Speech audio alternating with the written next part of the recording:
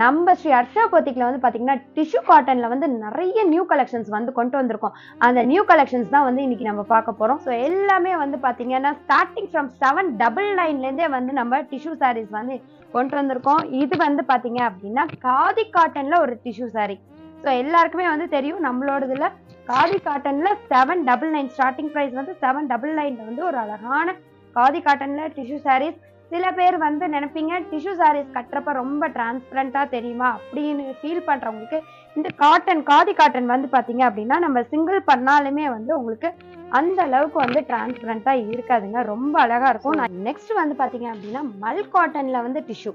So இந்த tissue வந்து பாத்தீங்கன்னா ரொம்ப சாஃப்டாகவும் லைட் வெயிட்டாகவும், எனக்கு ரொம்ப லைட் வெயிட்டா ரொம்ப சாஃப்டா வேணும் அப்படின்றவங்களுக்கு வந்து இந்த மல் காட்டன் டிஷ்யூ வந்து ரொம்பவே வந்து ஆப்டான சாரியா இருக்குங்க.